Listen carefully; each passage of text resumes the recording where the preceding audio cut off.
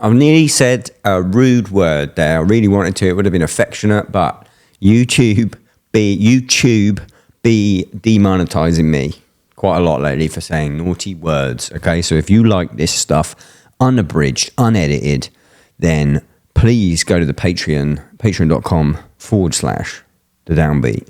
Chuck me a quid, because when they get demonetized, I don't really care, because the Patreon sort of pays for it now.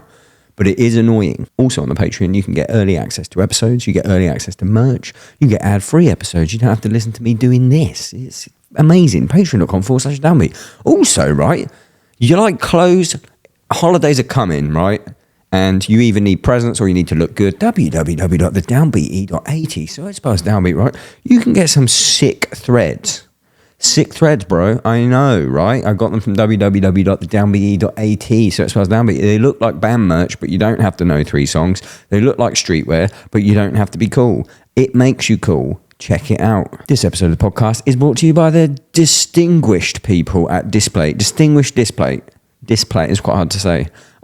Display make metal posters. You can see them in the back of the podcast. You can see it. If you're around mine for a cup of tea, you'd see them all around the place, right? They're amazing. All you do, you stick a little protective leaf on the wall, then a magnet, then the display. Let's say you got a movie. You got a display of a movie or a football team that you love, and then you don't like that football team or that movie anymore. Guess what? You just swap it out because it's a magnet. Magnets, how do they work? I got no idea. I truly love displays. You can get a 3D. That sounded like an ad, but I literally meant it. People say I'm insincere. I don't know what it is. A lick or something in the brain? I don't know. Anyway, you can get 3D printed frames, so you don't even have to frame them up yourself. They come and they look framed. Look at that. If you're listening to this, look at that. It is a black frame. It looks like it's in a frame. It's not. It's 3D printed around the print.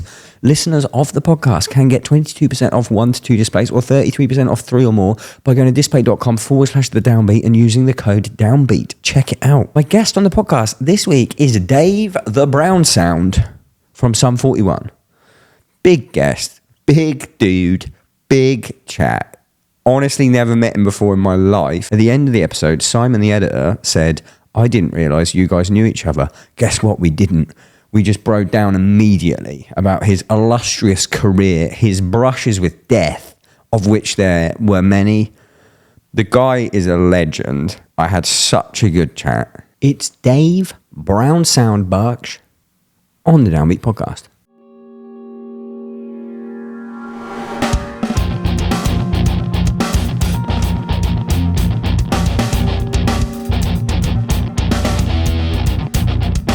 Bro, I don't know how I learned. The pandemic. I like that it's still in the box. You have to, or else the sun damages it and then it changes. No way. Yeah, serious shit. Now I want that in the episode. Yeah, there we go. Dave Brownsound. How do I pronounce your second name? You can say Baksh. Baksh. Yeah. Nice. How are you? Man, I'm good. Back in Glasgow. Thanks for coming. This place has been like treating us crazy for years and years, like since the first show. And I mean, after that, I can't remember where we played the first time. How big was it? Maybe 400, 500. But at that time, we had already had like half-hour power out, and we had just started kind of touring All Killer No Filler. You did 500 then? Because I feel like you're the biggest band in the world then. To me, anyway, as a kid. No. I mean, we came back so many times. Like, we ended up going back to Barrowlands. Then I think it was called SECC. Yep. Yeah, and did that. And yeah, it just wild times. I wonder if it was it on a main... Can you remember if it was on a main road? It was probably ABC, which burnt down. Maybe it was ABC. Maybe it was ABC. Let's just say it was ABC. Yeah, thank you, ABC. They're fucking crazy here, aren't they? Yeah, amazing. The chant? We didn't get the chant yet. What? What do you mean you haven't got the chant? Well, which chant are you talking about? Here we fucking go. Okay, yeah, we've got that. Of course you fucking have.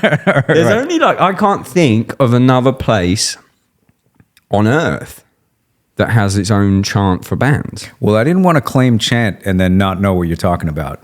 Be like, oh yeah, we got the chant. No, you definitely got the chant. Clap your hands. There's no show that happens that doesn't get it. Okay, cool. And Scottish people hate it, but as musicians, it's my favorite thing on the fucking earth. So why do Scottish people hate it? But then they think it's cringe. Oh, Like the people that do it don't think it's cringe, but like other people that are like too cool for the show are just like, oh, these guys. God. What shows are you playing? Oh man. I mean, I just know from talking to other Scottish people. I don't see it at the time. I'm not like targeting in on someone going, fuck this. Fuck this. You'll hear it tonight and you're going to be like, oh, I remember now. I gotta say, I don't know if I would do it at a show. I don't think I could. No, but I totally ride with people that. I love it as a performer. Yeah. I feel the same way. I think. Yeah. Well, I'm 44 now, so 44. Yeah, man, 1980 baby. You look younger than me. Lotion. The whole fucking band. I was going to bring this up. Yeah. Still looks like babies. Like, what's the deal? You got like you got a Botox guy on the bus. Just. Whoop. No, man, we just started taking our, I think almost all of us have either been affected by death directly or it has happened like really, really close to us. So I think all of us just kind of had that wake up call. Derek had severe, severe health problems where his whole life reset. Like he drank so much that they did like a Control-Alt-Delete on him. Fuck right? Me, yeah. Came back to life and then had to relearn guitar, relearn how to walk. This guy's been through shit. He got fucked up in COVID as well, I remember. Yeah, I had probably one of the easiest bouts with testicular cancer that anybody's ever gone through. I didn't know about that. That's the thing. I didn't know about it either, right? So I'm sitting there examining myself and I'm like, oh. Do it. Okay, so just take, like so, rub. Is it hard? Is it like a pea? Does it move? If it doesn't, go get checked out. When was this, by the way, before I give you my fucking... This would have been three years ago, I think. Damn. Yeah. Because I found something on my nut from doing the same check. Yeah. Freaked out. What happened? Went, cyst. Oh, lucky. Guess what, girls? It's still there. But like, they were like, oh, it's just a cyst. But I had that whole thing where I was like, when I Googled it, I was like, oh, that's it. I'm going to die. People are like, so I'm down one, but you're up one. You're like Craig Three Nut. They take the whole thing off. Oh, no way. Okay. So you... No. I mean, did they take your whole... Oh, yeah. So the doctor was like, all right. So within a week, I had about 2 to 3 strangers touch my testicles, which was super weird. Hot. And then, yeah. You're hot as my super weird. And so... I get there and he's like, yo, so this is definitely what I think. I'm still going to do an operational procedure to be absolutely sure. Yeah. But I'm just going to tell you right now, if I see what I think this is, we're going to lop it off. And he's like, the whole time he was just like, you're going to be fine. Yeah. This is an extremely, survivable thing. And we're catching it like at a point where it's not spreading anywhere. So you're going to be good. No chemo, nothing like that. Just fucking... I'm just down one. Yeah. Did they pop a little fakey in or they just keep... They gave me the option. And you went, They gave me, and that was the first thing. One of my buddies in Pennywise, Fletcher, when I saw him, he was like, so you rocking a fake nut or what? And I was like, no, man, I'm not. He's like, oh, too bad. I wanted to see what it was like. And I was like, hey... Just so dodged a bullet. I got a question about that. Did they put you on testosterone afterwards because you're testosterone? No, I have no testosterone supplement, you look anything like that. Like fucking jacked. Well, I mean, I do exercise, that's for sure. Yeah. But I mean, at the same time, I haven't noticed any kind of performance, any kind of testosterone issues. I didn't know if like there was one. I just in my head, I would assume. Yeah. I thinking of it now, I would assume too. So who knows? Beard. Yeah. I can see that's a great Absolutely. beard when you let that go. Perfect amount of chest hair, not too much, not too little. Nice. Yeah. Also hot. Yeah, there you Sick. go. Yeah. Fuck yeah. Well, I'm so glad that you came out of that relatively unscathed. Yeah. And the wild thing is that when it happened about 3 months earlier, my mother had been diagnosed with breast cancer. Oh, I'm sorry. Man. So, if there is a GOD, I don't know why this person is so obsessed with our private parts. Yeah, Jesus. In my family, yeah. It couldn't be fucking... You said it, man. Yeah. Right, before we move on, we had an off-camera conversation where I was like, do I call you Brownsound or do I call you Dave? Yeah. Okay, so, all right. So to break down the whole myth or whatever everybody believes. So it doesn't really have anything to do with my skin color. It just happens to be the same sound that I was asking for the first time we were in the studio. I was with an engineer named Blair Kalibaba who did How Far Shallow Takes You by Gob. Yep. Another great record. And he was like, what do you want? I'm like, I want it to sound like this. He's like, oh, you want the Brown Sound by Eddie Van Halen. And what is that? Because in my head, isn't the brown sound supposed to be the noise that makes you shit yourself? That's the brown note. Oh, Yeah, okay. yeah, This yeah, is the brown yeah, sound. yeah. This is the brown sound. Yeah, yeah. It's a bigger spectrum. It has, Nice. has more treble in it. Yeah. Explain the brown sound then. So it's essentially a plexi hyped up with gain, like just biased to a crazy amount. Standard plexi or modded? It depends. Nowadays, you probably have to mod it because there aren't as many plexis available. Yep. Unless you're like Jack White and you got like, like 15 Morances He'll running. be my mate in Nashville. Yeah, the guy. Yeah, he's a good guy. know Yeah. him. You'll be great. Yeah, just walk up to him. Nowadays, you have to mod to get this sound, but it's just essentially having a high gain sound that doesn't get drowned out. So plexis, as they have less gain, tend to be a little more punchy. So it's Right. just kind of the essence of like maintaining that punch, having a thick sound when you're playing rhythm or leads, whatever pickup, Nice. doesn't matter. And then it just stuck. Then it just stuck. The guy said it, and then what? The rest of the band was just like brown sound, Yeah, or what? What happened? Because Steve-O the whole time. So Steve-O is like, what are we going to call you? Because everybody's got a nickname. I nicknamed Derek Busy D. Yeah. We called Steve-O 32 because, he was horrible at sports. I didn't know that. But Yeah. So, and then he was like, we're going to call you Black Magic. I was like, no, I don't think we're doing that. I don't think we're doing that one. No. And then, Imagine if your name was Black Magic. we went from like Chut. They went from like Chut. What was Chut? We just saw it on this show called Mr. Show. Yeah. And What's his? David Cross and Bob. yeah. Absolutely. Yeah. Love it. And we saw this character named Chut and they were like, oh, that's your nickname. And I was like, I guess. How long was Chut?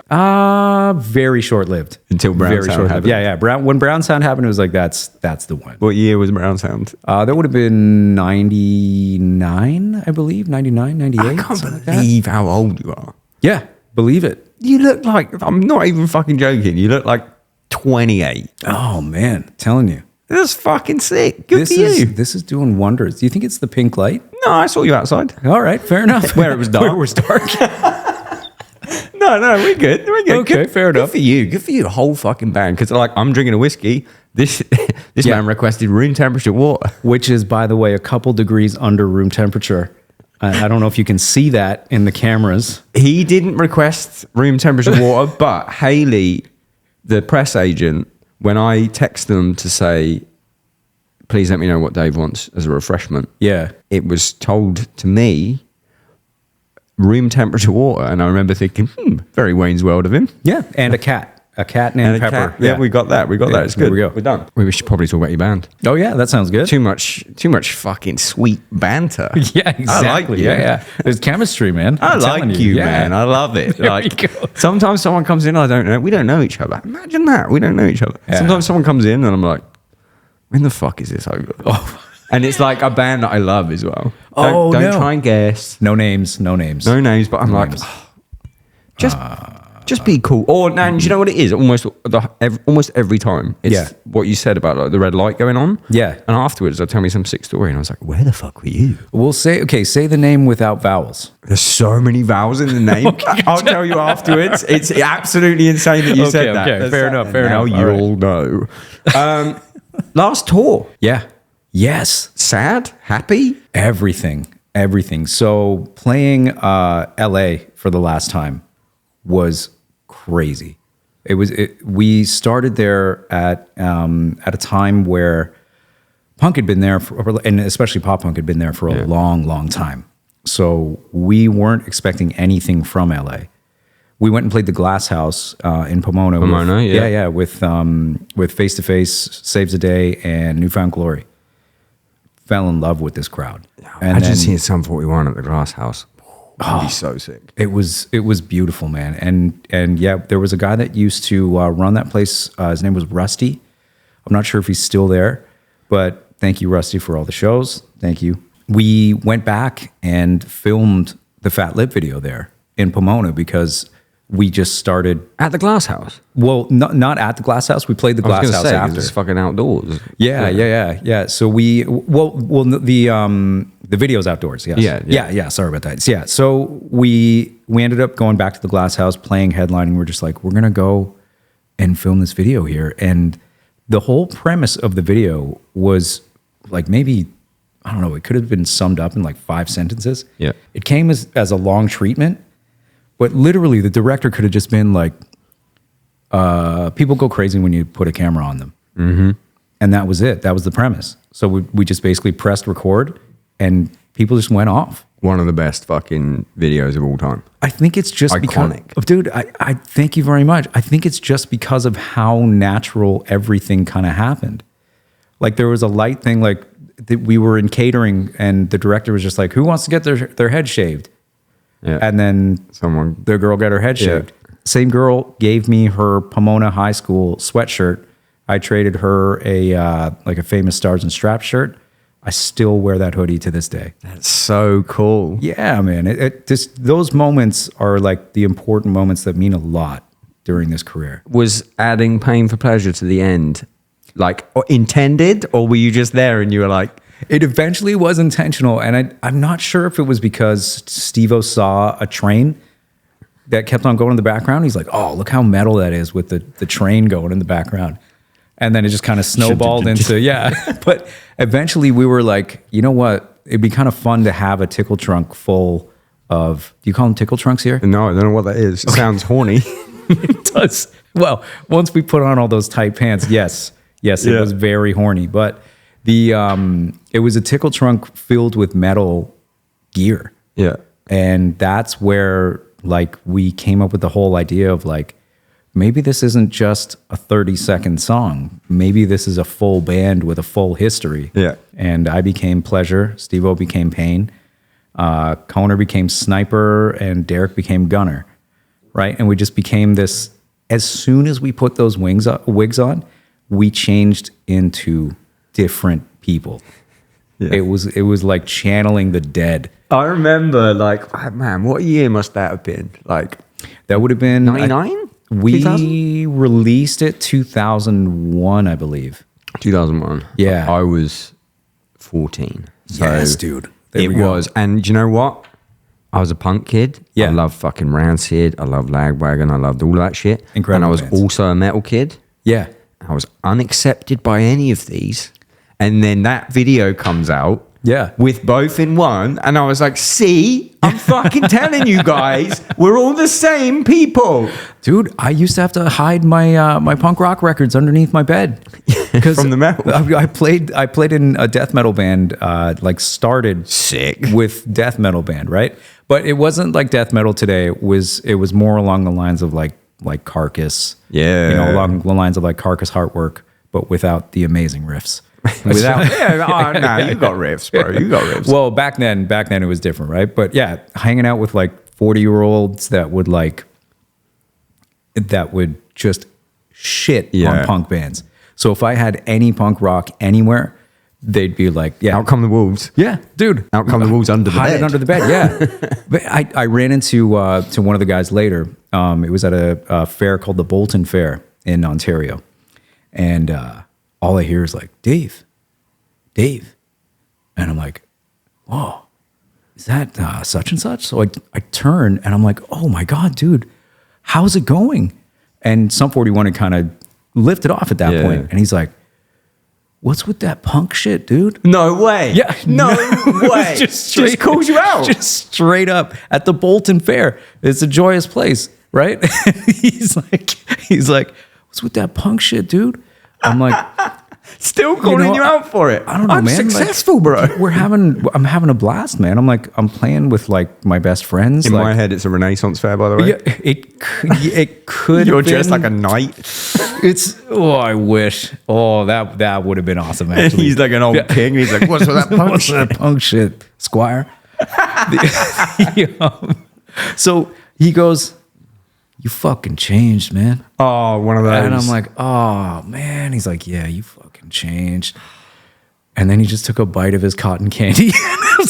Is that bit real or is that the Renaissance That fair? bit is absolutely real. He took a bite of his cotton candy, shook his head, and walked off. You should have went, what's with the cotton candy? That's the least metal thing you could do. You know what, though? He loves cotton candy. He didn't change. I got to hand it to him for staying the same after all those years. Meanwhile, you had one of those massive bits of meat on a stick, like a Renaissance fair thing. And you're like, I haven't changed, bro. Yeah, I was holding my jousting stick, so I couldn't, tried to tap him on the shoulder. Wait, let's talk about dinner, guys. I'm thrilled to talk about dinner with you because this episode of the podcast is brought to you by the lovely people at HelloFresh. HelloFresh makes it super easy to cook over 100 different recipes with fresh ingredients sent directly to your door in exactly the amount that you need for the recipe. You know me, guys. I love a meal prep and I love cooking and I love eating, but I hate having too much ingredient left over when I go to the shop.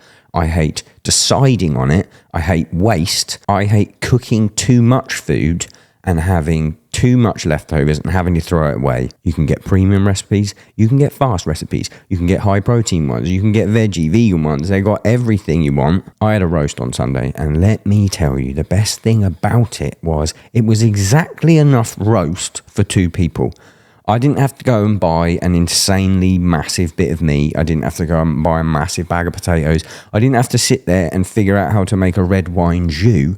It was simply all of the ingredients to make the red wine jus was just in there, ready to go.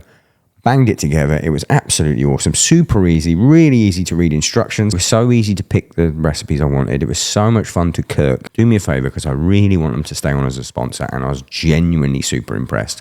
Click that link or scan that QR code. Pick yourself up a box. You can get 60% off your first box, plus 20% off for the next 2 months, plus free desserts for life. Start doing some cooking. It's super easy. No mess, no waste. Check it out. Let's get back to the pod. This is what I was telling you earlier. I was like, it's press, but it's not real press. Like we started talking about your last tour, and now we're on to Renaissance fairs. Yeah, exactly. So what we need to do is come back to the last tour. Yes, absolutely. We went from Glasgow to Renaissance fairs. Yes. LA. Yeah. LA show was crazy. What was the venue for that? That was the YouTube theater. I was going to say, you guys must have been big. Dude, it is a beautiful place. It looks like an old like gangster hideout where they would go and like, book their own acts and this and that. And it was just one of the most beautiful shows and one of the most moving moments. Derek will say something to introduce Into Deep, and for every single one of us at that show kind of had that moment where, you start reliving and choking up a little bit. Yeah. And yeah, it sucks. It's amazing to relive those moments. And it's indescribable. There's no real words. And I don't think I'll have words for it until, everything is done, because it's happening every single night. The realization that this is the last time we'll be doing this here. So US is done. US is over. So you got UK, Europe. Yeah. Then what? Is this it? Is this it? And then Australia. And then we tour, we do what no Canadian band does, and we tour Canada in the winter. I've done it before. It's horrible. Dude, how about those loadouts? Well, you fucking do them, do you? No. Well, okay. I play in bands at home, so yes, I still do. Oh, shit. You're still doing it? So -40 with touching a cabinet handle. Ugh, Frozen to it, like a Home Alone trap. Exactly. I did see the Northern Lights once in Canada on a winter tour, though. That was like the best thing ever. I've never seen these things. Bro, I saw them in your town. I'm starting to think that, maybe, I don't know, somebody's playing a prank on me. Like, oh, tell him about the Northern Lights. Tell him you've seen them. Give him tested good cancer and make sure he can't see the fucking Northern Lights. Fuck this guy. Sorry, that was fucking out of pocket. Also, take the part of his eyes that sees Northern Lights while he's out. That was really out of pocket.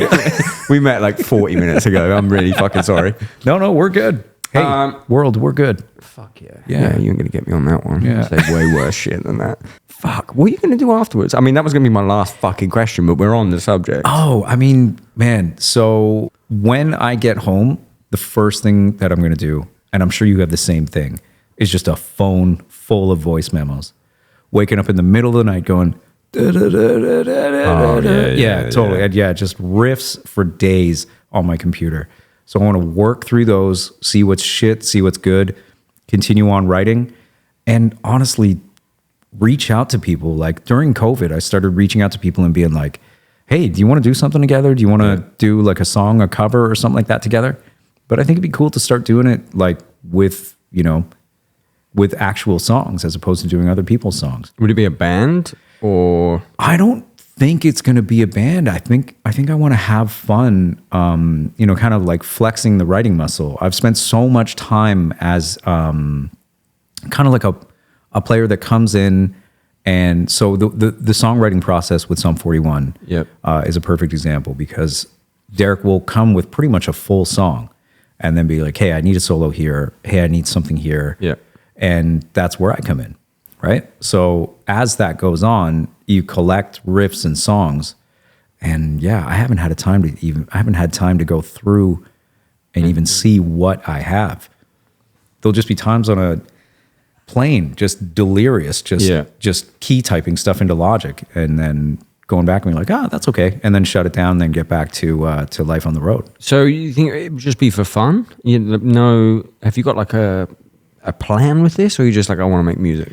I think the plan for all of that is to initially have fun with it, and just live in that moment for a second, and then kind of see, once the money starts running out, just kind of see where I'm at and continue on with something that, requires me to be out there and earning. Let me tell you about that money running out. I looked at the fucking credits. You're on Fat Lip. You know what? You're on Fat Lip. Life has been very, very good to me. Me and my wife, we live like a really meager lifestyle. We're not very flashy. We like to be able to just travel at a moment's notice. So living in a bungalow, mowing my own lawn.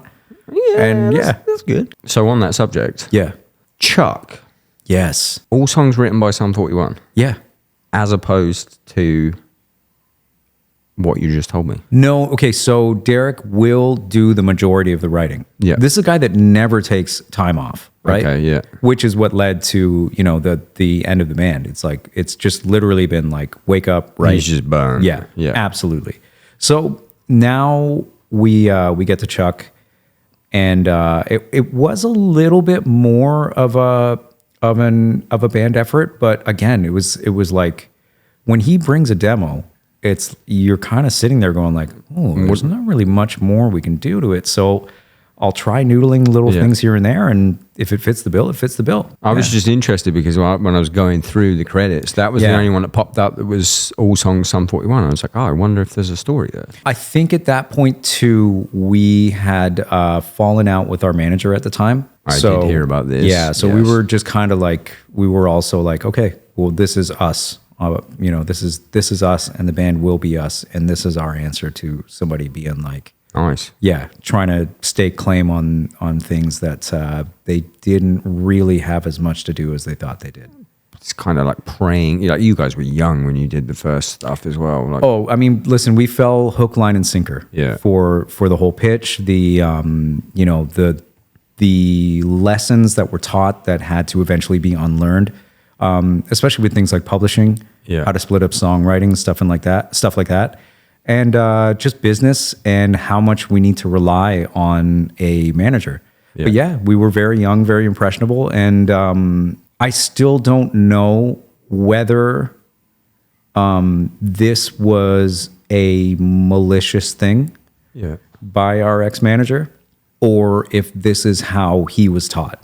Yeah. So what was it? He was just taking too much money. Yeah. Like, you talk about generational greed. Like, was it taught, or was it him being like, it's a very grown-up way to think about this. Yeah, I mean, well, it's also very, very far in the past, right? Yeah, and that is completely separate from the other issues that have come up recently. So this guy should be a fucking politician. That was absolutely perfect. While we're on Chuck, yes, what was it like getting stuck in the Democratic Republic of Congo, dude? Okay, so Because that's the thing that happened. This trip was amazing. That day we had gone to go see Give me the whole thing. Give me the whole thing. So we had found out that a hip hop group called the Rascals had gone to Sierra Leone, and they had gone with a company called War Child, well, an NGO, and we were like, "This is awesome!" Like, and they approached us and they were like, "Do you want to go?" We're like, "Yeah." They're like, "Okay, come to the Democratic Republic of the Congo with us." And we were like, yeah, we'll go. Sounds good. What's going on there? And so they gave us the rundown of everything that was going on. Everything had was based around the fallout of the conflict between the Lendu and the Hema tribes. And we were going there to just film a documentary on Civil War. Yep. The effects of Civil War, the everything that was left over after, Larry Devlin and, Patrice Lumumba had fucked the Congo in the 70s. And we had no idea what we were getting into. Ceasefire at the time. Ceasefire at the time. Yeah. When you were going. It kind of weird. Like we land in the Congo. We took a puddle jumper from Uganda. What's a puddle jumper? So it's like a small plane. The boat that lands on water. Dude, so we didn't land on water. We did land on land. Damn. But as soon as we land, the pilot's like, "Hey, so that's customs and immigration. You got to get through that as fast as possible. Do not let them stop you." We're like, "What's customs and immigration?" He's like, "That." We're like, "That wooden arch?" Wow. So you just like, you're out of the country, you're in the country. And that's just what we did. So we just got off the McDonald's sign. We got off the plane, hauled ass, and then just did a just quick like stop. Because as soon as we get there, it's just a dirt parking lot. And there's a kid selling orange Fanta. And then a guy straddling a rocket launcher. Such a sick combo. Like it was like the perfect picture of like what was about to happen for this entire trip. And then we get in a van and we take this like 3-hour trip that would normally take like 25 minutes. But because of, dry and wet seasons, the road is just fucked. And we got stopped one time. Somebody had just laid rocks across the road and then just came up to the van with a cutlass and was just like, "Yo, I don't know if you know, it's going to cost you money to get across this border." Yeah. And they were just like, "All right, okay." And then word traveled that, Muzungas were coming through. So just kind of got stopped, paid off with people here and there. And then, we had interviews with the UN and every single one of them asked me the same question I get when I talk about how I support Newcastle United. People are like, "Why? Wow. Why are you here?" All right, why are you here? I thought they were asking you about Newcastle United. I didn't know that either. Yeah, it's true. Alan Shearer. Yes, sir. Yeah, exactly. That's why he supports Newcastle. Like, if you're old enough, you fucking know. Yeah, exactly. Like, I supported Manchester United as a kid. Ah, okay. You love drop kicks. But I loved Newcastle as well because of Shearer. Yeah, of course. Let's not make this a football pod. No. Yeah. I salute you. Thank you, buddy. Thank you. But yeah, I mean, once we got there, it was so beautiful. We did so many things. Went to a demilitarization camp to see kids that came out of conflict and came out of being a part of this just factory of children being put into war situations. And we can go into further details. You can watch the documentary. This is a documentary. It's outlandish what they did to these kids. But by the 5th or 6th day, we were eating dinner, and all you hear is like, it's almost like a shovel hitting concrete. And we're like looking around, and all the Congolese in the building just hit the deck. And we're like, "Oh, fuck. Okay. Fucking bombs." Yeah, so Jesus. we not even pop punk man, bro. What the fuck am I doing here? Exactly. From the suburbs, right? So we hit the ground and we're just like, "What is going on? What is going on?" And then they're just like, "Oh, it's gunfire. Don't worry. It happens from time to time. It'll probably be over in a couple hours." Well, 72 hours later, we're sitting in one of the hotel rooms, and I'm sitting there writing a letter to my then wife, like, hey, this has been great. I love you. I hope somebody finds this and gets this to you. Like, left the address on the book and everything like that. You're that scared, dude. We are holy shit. We are literally on a hill. So the main road is up here. We're on a hill in a hotel that is just getting pounded with mortars. Oh my God. Because they don't have like pinpoint mortar accuracy, right? So, and we have the Congolese military and a Rwandan militia that have been turned away from the Rwandan border because of war crimes. And, you know, they went to Rwanda. They were like, yeah, we don't want you. Fucking go back. So they're like, oh, yeah. We'll probably just go back and take over the Congo. So that's what they tried to do. And we were just right in the middle of it. And if it wasn't for Chuck Peltier, a Canadian UN peacekeeper, nobody would have made it out of that hotel. 24 hours after we got out, that hotel was just overrun. Oh my God. Yeah. That God again. Let's give him the fucking cancer later. There's a war that's a ceasefire, but when he gets there, let's fucking start it again. Oh, dude, and remember, you are fucking man. That's not it. I've got a couple more for you. Like, dude. So, do you remember the bombing at Trafalgar Square? Yes. We were supposed to be at the Trafalgar Hilton that day, right outside of the. So you know how the Trafalgar Hilton hugs that one corner. Yeah. And then there's the stairs down to the metro. Yeah. Or is the underground? Is that what you call it? Yeah. And so we were going to be right there. Windows would have been blown out. Oh my God. But we had a guitar tech that got busted with hash. Sick. At the border. So we got held up like 3 or 4 hours. You were so mad at him and then you were so stoked at him. That's so fucking funny. Who is he? Fucking name drop him. Oh, no. I know his name is. Oh, that's so fucking funny. And then the last one I'll tell you about was we were supposed to, we were on a tour with Blink-182 through the States. We had a couple days off. We were going to fly back to New York and then fly out of Newark back to LA. We ended up pulling down a chance to do a song with Tenacious D, doing a Christmas song. Wow. So we were like, well, fuck the press. Let's just stay in LA and like do this. Yeah. Yeah, this is awesome. So we had a great time, like hanging out with Jack Black and Kyle Gass and doing this song.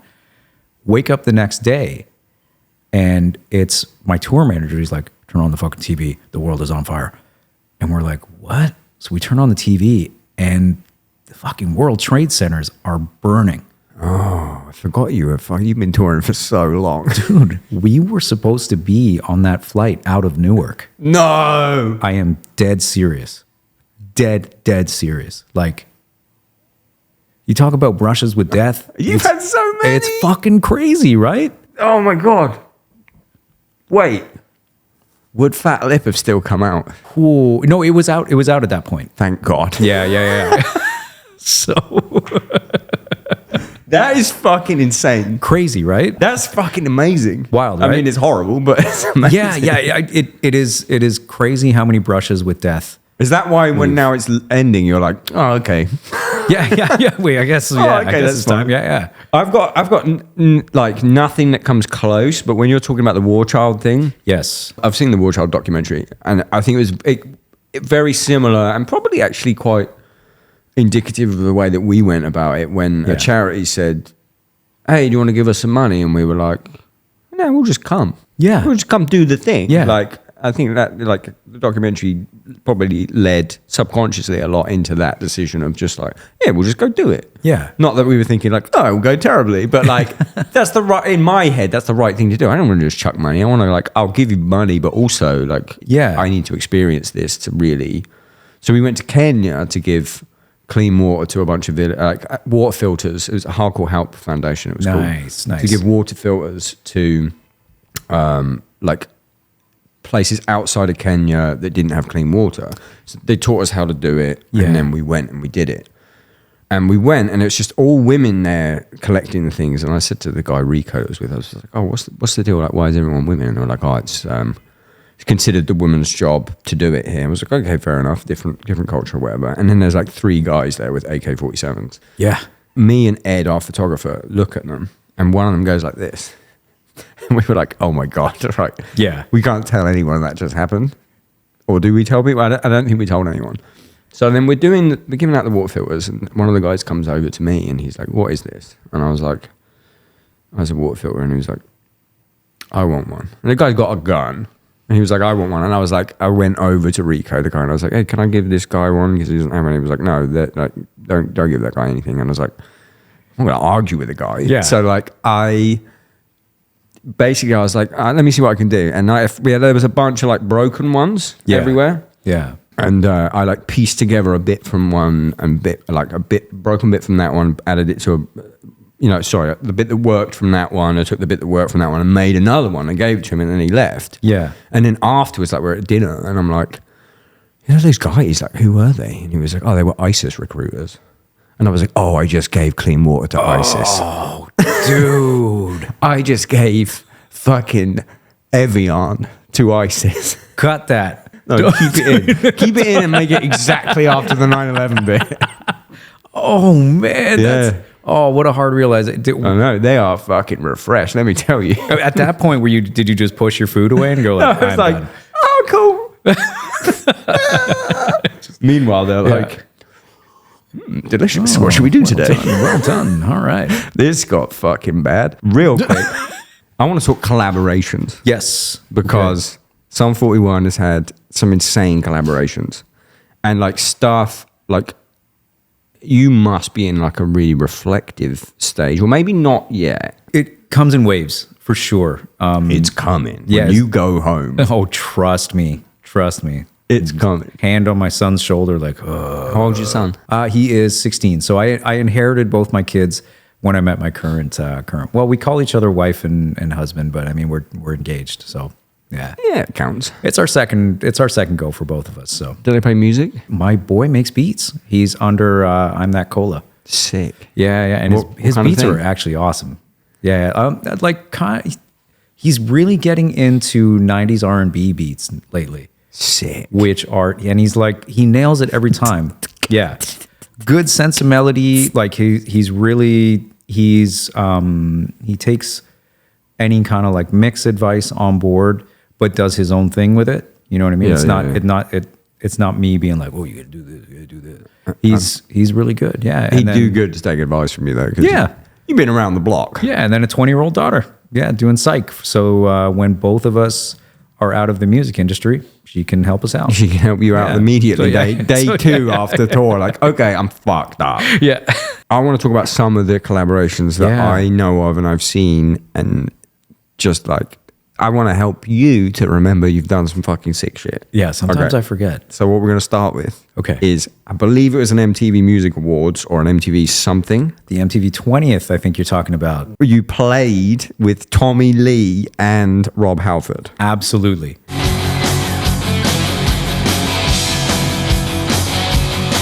How?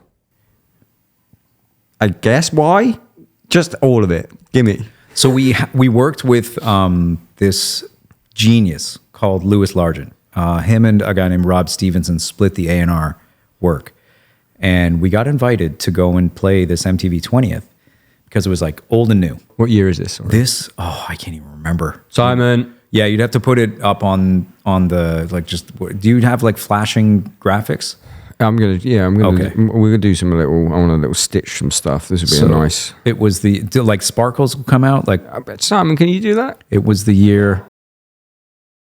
There we go. That's fine. Yeah, we'll just do that afterwards. Fine. Awesome. Yeah. Anyway, carry on. So we had been approached to do this MTV 20th party. We were like, we got to do something really cool. And Louis was just like, okay, why don't you be the band that does a medley of the beginning to now? And we were like, that's pretty awesome. He's like, just play, the songs that you love. So we were like, okay, well, obviously, we mentioned Priest and Fat Lip. We were fans of Motley Crue. Yeah. And, we were like Beastie Boys, of course, because our heads were very much like Hello Nasty had come out like 3 years previous, and we were still rocking it hard. And to this day, that band is incredible. So we put this medley together, and he was just kind of like, what if, like, why don't we just like ask if they'll play with you? We're like, yeah, why not? So Island reached out to Rob. They reached out to Tommy. Both were a resounding yes. They reached out to the Beastie Boys. They were a resounding no. And we were like, Nice. okay, yeah. We were like, okay, here we go. It checks out. Yeah, 100%, right? So we rehearsed it, like, and we got to rehearse with Tommy and Rob. So fucking sick, bro. Yeah, dude, the energy in the whole building changed when those guys came in, right? So Rob walks in and he's like, okay, well, we got to do some sort of move here. Like, we got to do something cool. Like, what do you guys want to do? You want to do like a pyramid? We're like, yeah. So each of us, like, Rob, he's got the mic. So insane. And he's like, okay, lean up against me. So we lean up and he's like really leaning into Cone, right? Yeah. Okay. Yeah, absolutely. Okay. So we were just kind of like, oh, Cone, yeah, man. And when Tommy came in the room, he was just like, what's up? With that Tommy Lee voice. And just, we were having drinks and we did this thing. And dude, the night went off. It was crazy. We went out there. Dream. Like, if you had a dream dinner party, those two are fucking in it. It was crazy, man. And they were just so open. And like, Rob pulled us aside like a little bit afterwards and was just like, listen, Tommy is a show stealer. All right. So listen to me right now. You do not want the biggest part of your performance to be Tommy Lee. You want it to be Sum 41. And it was a little bit of like a massive lesson and a wake-up call too, where it was like, oh yeah, you're right. And also pretty bitchy that I just imagine Rob Halford to be like that. That's so sick. Dude, this guy has been super kind to us through our whole career. And he'll just drop little tidbits of advice on bands, I guess, like that. And yeah, to this day, like it was a pretty important lesson. He's a dream guest. Oh, I just reach out to him. Have you read his book? No, not yet. His book is absolutely fucking insane. Like, I need him in that chair. Like, because in his book, he just says all this insane shit he's done. I'm like, this guy's a fucking legend. He's a G, man. Yeah, absolutely. legend. Yeah. That's fucking cool. So we played it and we got to meet like a bunch of our favorite people in the world. I ran into Jacoby from Papa Roach. I know him. He's a fucking big Stray fan. He's such a nice fucking dude. Yeah, absolutely. Well, we got the chance to get blown off a stage by them for a whole tour through Canada, but that's another story. But I ended up going to the bathroom before we left the MTV 20th to go to, I think we were going to Niagara actually back in the day. And he's down there and he's just like, dude, you'll never guess who I'm hanging out with. And I'm like, who are you hanging out with? He's like, you'll never guess. I'm like, then tell me. Is it Jacoby saying it? Yeah. I can see him. Totally. There's such a good impression of his like, mannerisms. And he's so excited, right? And he's like, dude, just wait. I'm not going to tell you. You just got to wait. With his big hair. I can see it. And out from a stall walks Ace Frehley, right? So Ace sick. Frehley of Kiss, for those of you that don't know what I'm talking about. But he walks out and he's just like, Jacoby, when is that cab getting here? And when is my wife getting outside? And Jacoby's like, he thinks he's outside. He thinks he's waiting for a cab. Dude, he's fucking wasted. We're just sitting there like, this is like a Curb episode. yeah, just coaching Ace through the fact that, no, dude, you are actually in the basement of a building in the bathroom. Let's go get you into a cab. So fucking sick. So, Oh my God. That couldn't have been, like, I wanted to ask that question. Like, how was that night? Couldn't have asked for a better fucking answer. the night was crazy. Next collab. Yes. Ludacris, Saturday Night Live. You won't fuck with me. I'ma tell you one time, don't fuck with me. Man, this was one of my favorites. Ludacris's camp was very, very high for the whole I'm recording shocked. process.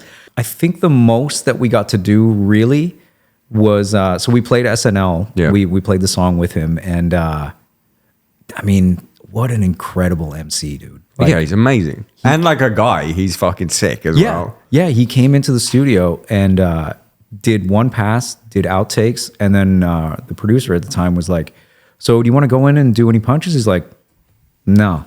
Takes the headphones, I can see that as well. hangs them on the $80,000 mic, and then just bounces. So sick. That's it. Yeah. So what did you track that in a studio and then? So yeah, we tracked it all up. Yeah, tracked it all up, and then he just came in, did the verses, and yeah, he crushed it. Yeah, it's one of my, like, just him in general.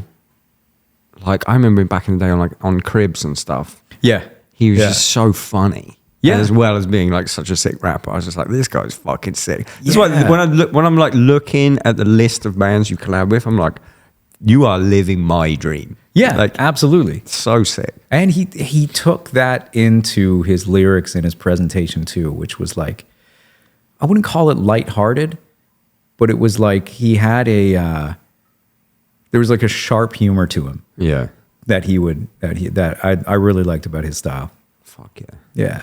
Okay, next one. Yeah. Absolutely upstaged, but not even not upstaged is the wrong word.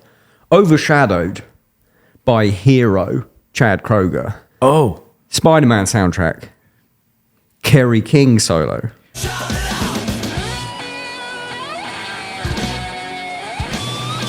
Overshadowed for a reason. The song isn't the strongest song. But Kerry King, man, bro. But getting to work with Kerry King was unbelievable. Was it like, because this is still, what's that, 2000 something? Were you in the studio together? Did you meet each other? He played the solo in a studio in LA. We had the track, actually we did track in LA, but we were gone by the time he came in to do the solo.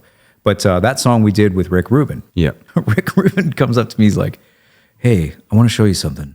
So he takes me to this cardboard box and he's like, I got these pedals. And he starts showing me these pedals and I'm like, this is fucking rad. He's like, yeah, have you heard of this one before? I'm like, yeah, this is cool. So we're seriously like broing down on pedals. And it was a really beautiful approach to take me into the studio and kind of, make me feel good, right?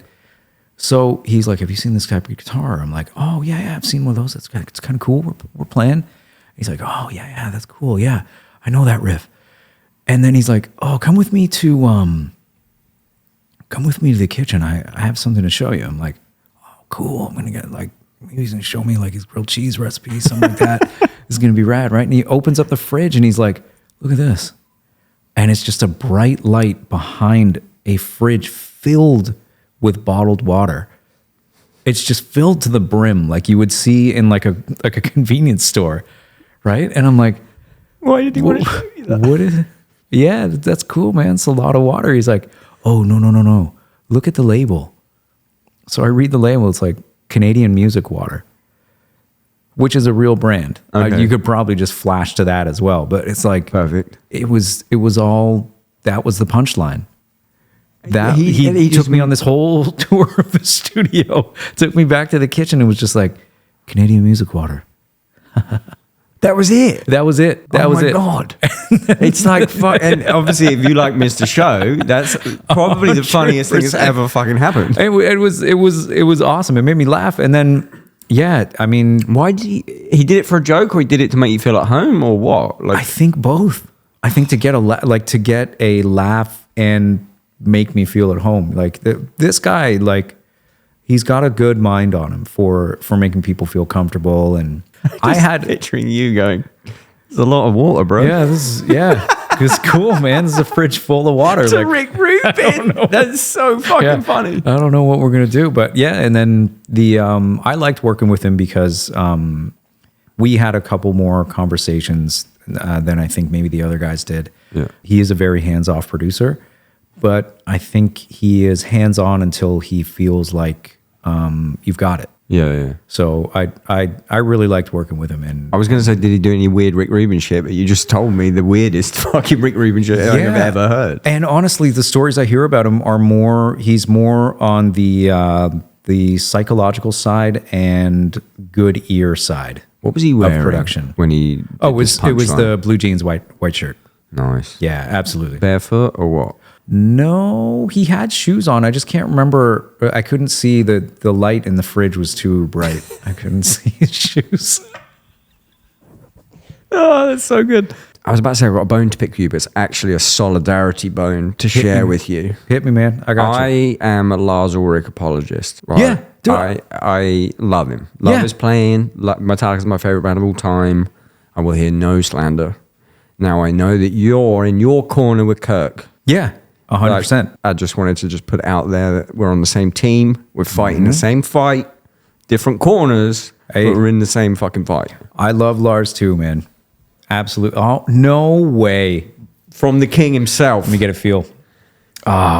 Played at Daytona, Florida last year or the year before. No way. Yeah.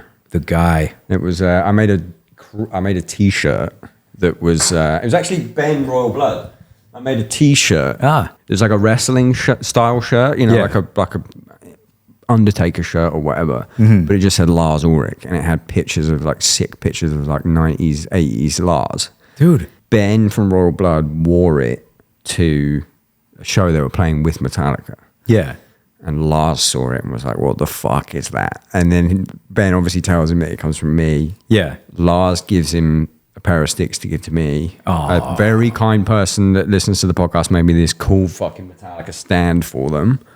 And then Lars's wife reaches out to Ben to ask for 6 of the t-shirts in various sizes. So I know full fucking well a whole family Ulrich has one of those t-shirts, and somewhere there is a photo of entire family Ulrich in my fucking t-shirt, and I just need to get it. That is amazing. That's way better than my Kirk Hammett story. What's your Kirk Hammett story? Well, I went up to him. I was wearing my favorite jacket at the time. It was like a beautiful, like brown metallic leather jacket. Yeah. I think there's a picture of the two of us together with me wearing it. And he's like, hey, nice jacket. And I'm like, oh, thanks, man. Thanks, Kirk Hammett. And then we just started talking about, he was like, oh, I'm like, what are you up to lately? He's like, oh, I'm learning how to surf. I'm doing this. I'm doing that. I'm like, so this is a while ago. Yeah, this is a long time ago. So he was like, we had just done the Metallica Icons thing. Yeah. And he was like, yeah, I'm like getting into reggae. I'm like, oh, damn, dude, like, I love reggae. Like, I'm West Indian, so I'm raised on reggae. And he's like, oh, yeah. It's, like, give me some people to check out. So I give him some people to check out. And then maybe 2 to 3 days later, jacket goes missing. Wait, what do you mean? So maybe Lars Ulrich is wearing the shirts you designed. Maybe Kirk Hammett is like 2 to 3. Are you with each other for those 2 to 3 days? No. What do you mean 2 to 3 days later? Like, where are you when it goes missing? No idea. I can't remember where I went missing. Did it go missing that night? No, it did. Maybe. Who knows? I feel like he could pull in someone to steal that fucking jacket. That's what I'm saying. They got all the fucking money in the world. That's what I'm saying. Hey, my day to day. Yeah. This guy with the jacket I really want. Fucking make it happen. Yeah, there we go. What song did you do on Icon? Oh, man. So we did like fucking pivotal in my teenage years. Dude, we did a medley.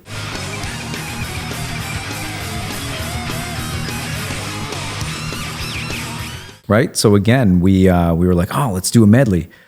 Same guy that asked us to do MTV 20th, Jesse Ignatievich, asked us to do the Metallica Icons. Yeah. So we were like, yeah. So we put together this medley and recorded it in a sound check, sent it off to him.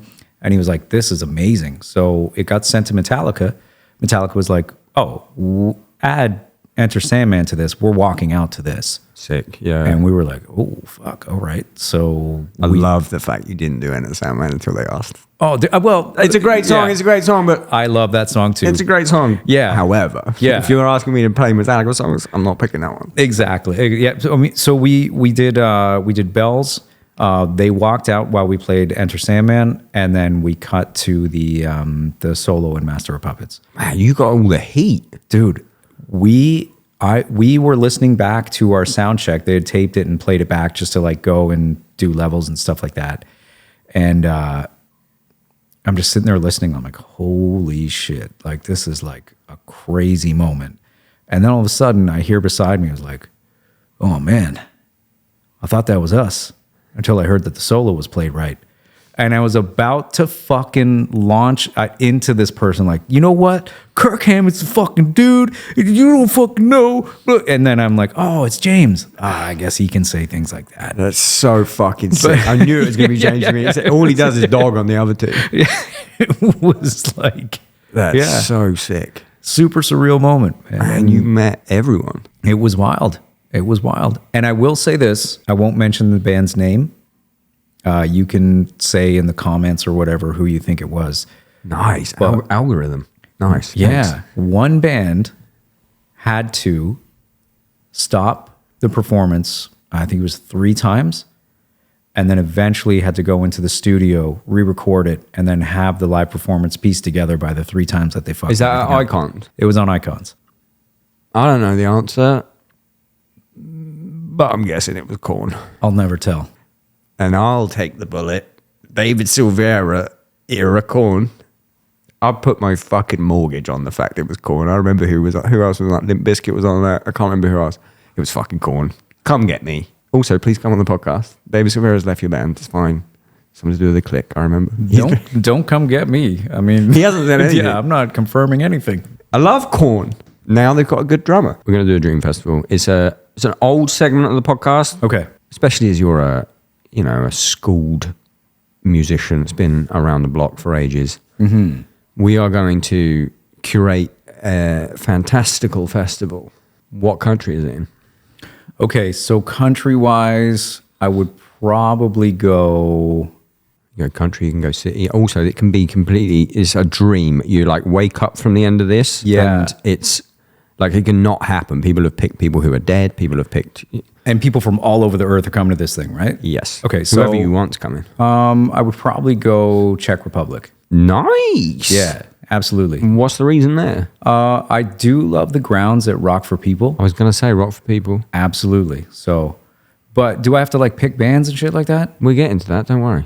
All right. Don't So worry I would, about yeah, that. I would say Czech for People. It's going to be Rock for People. Czech Republic. Yeah. You going to upgrade those dressing rooms a little bit or what? Because they kind of... This is where it gets amazing. Okay. Right? Okay. Sorry. So I think that every single band, whether you're on small stage, side stage, whatever you're playing, all right, bathrooms have to be up to snuff. Every single band gets a shower and a toilet. Are you saying this from Rock for People or you're saying this you want Oh, this no, I'm to saying happen? this is our dream festival. I was going to say, because I was at Rock for People last year.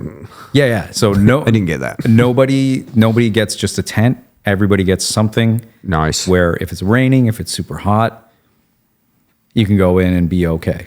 Bands get taken care of. So why do you like the grounds at Rock for People so much? Just because of how open it is, the proximity of the stages, that kind of cool. The cool hill. Yeah. Like you can kind of see, and when you're sound checking, you can kind of hear what's going on over there. Exactly. And you exactly. see the masses of people coming to your stage. Exactly. But if we could grow that to be Yeah, now you're cooking. where it has like the unknown what's around the corner of like Ziggit Fest. Okay, yeah. Because there was times where like I was walking around Ziggit Fest at night and I saw a UFO. Okay. Where somebody, I don't know what happened with the UFO during the day, but just down the road from that and left, you go down a hill and there's a whole LSD section of the festival where people are just tripping out and listening to music. And it's just like, Did you go there before you saw a UFO? yes. Excellent. Okay, so we'll take Rock for People grounds and then we'll make it like maybe a bigger hill in the middle. Yeah. And more different shit around. More around the corner weirdness. So Give it like a Harry Potter vibe. let's go. I'm just talking magic. Yeah.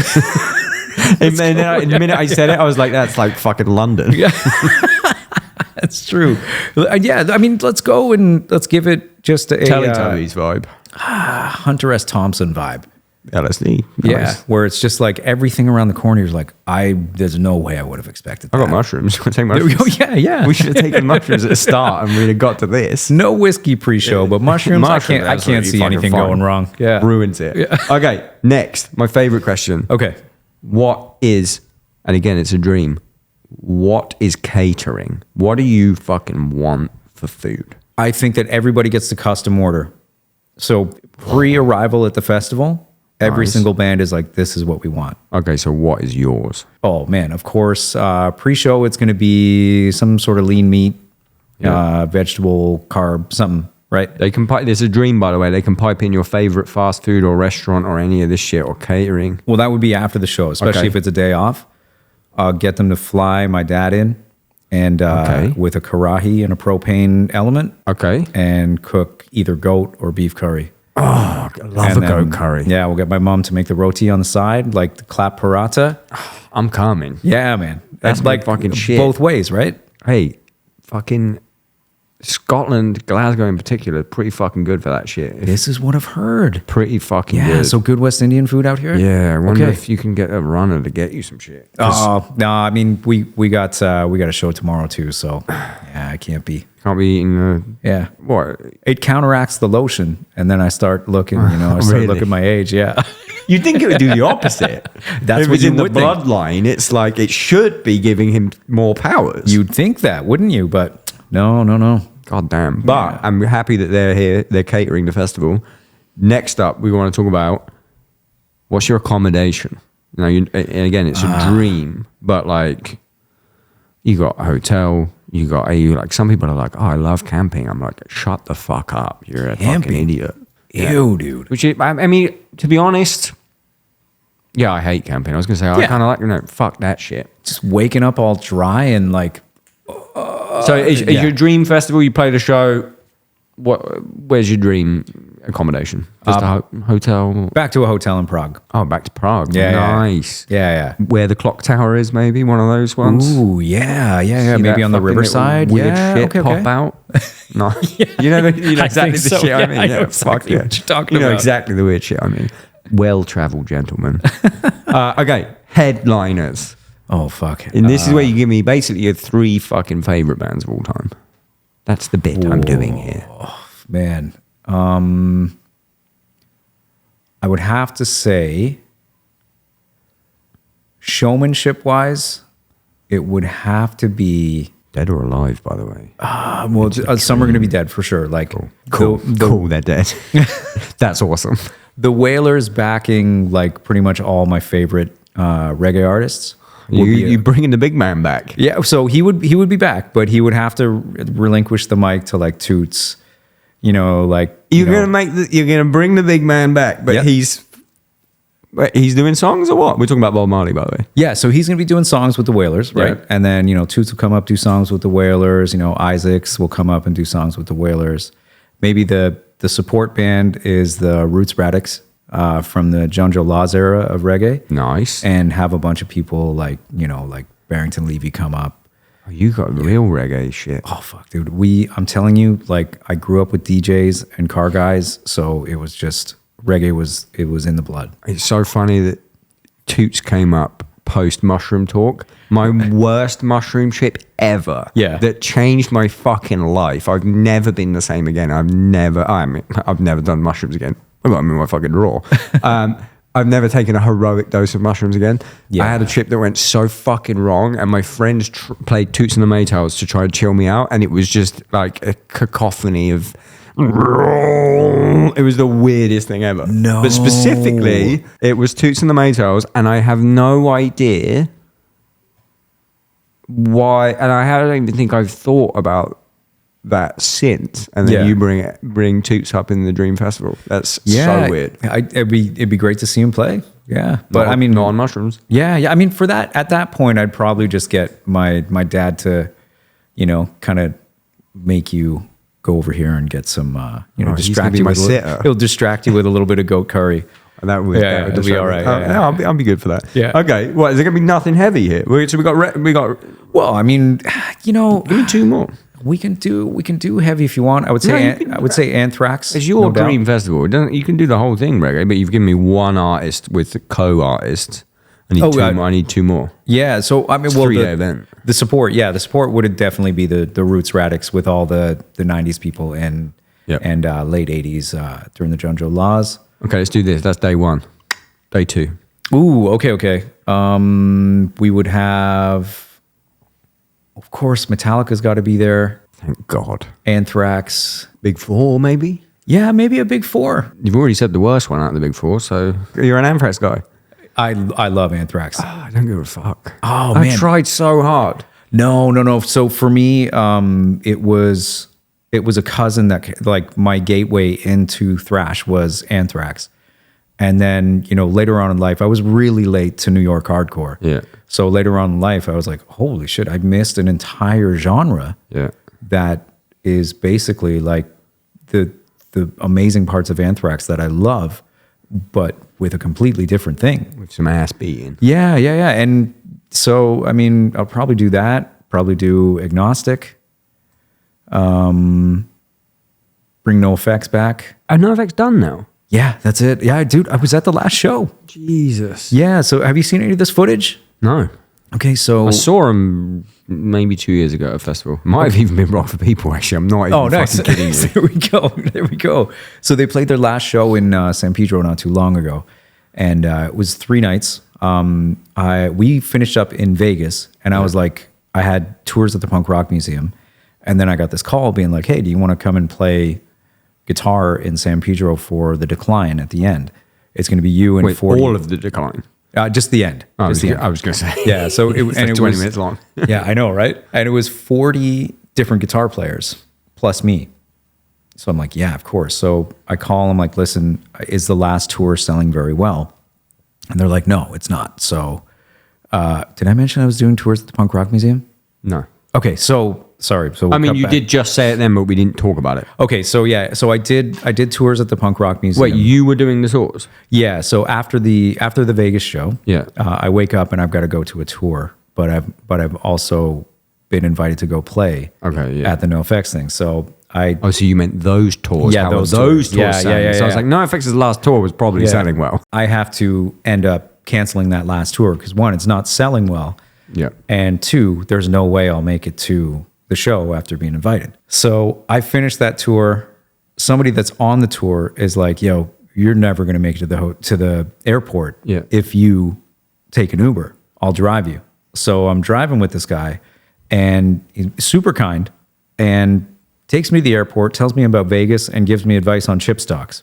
Nice. All right. So Nice. yeah. So like Very Vegas. I get to the airport, fly in, land, get there. A buddy of mine, he brought me right up on stage, right next to the thing. And Rugley, he also goes by Captain Chocolate Paws on Instagram.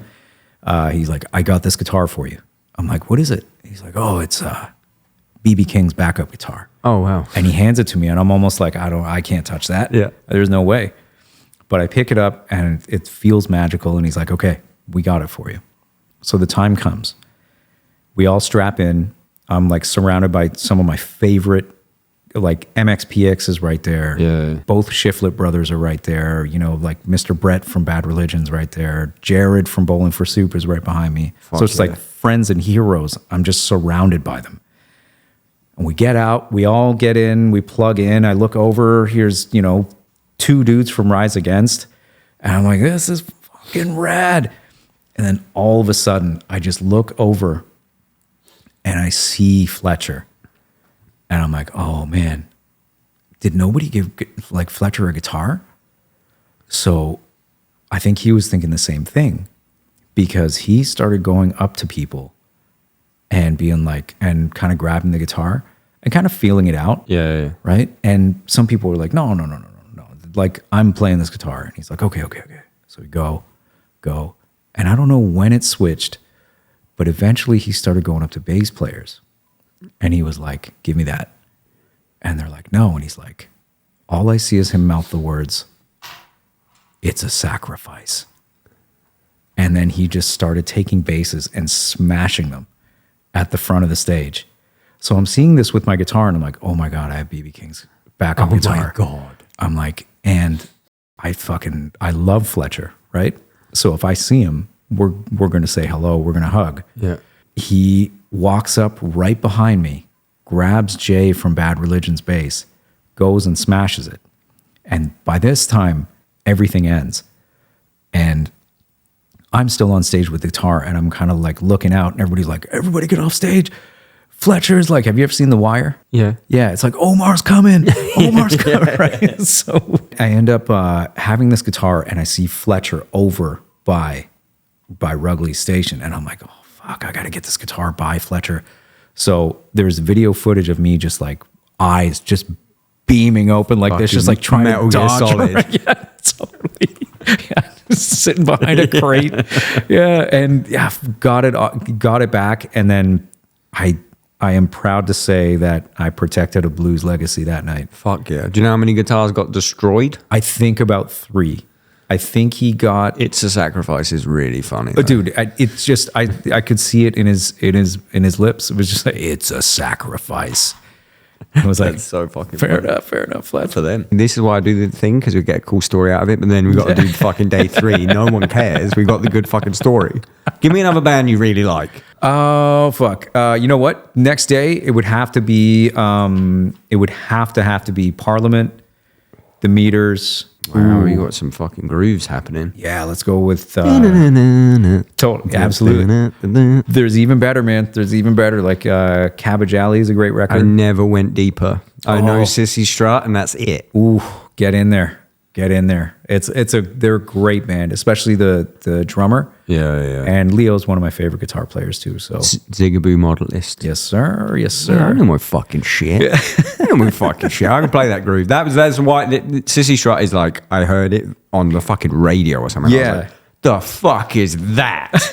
I need to learn that immediately. And then I like did a deep dive on him, but I didn't really do a deep dive on the band. Yeah, dude. Also, Clutch.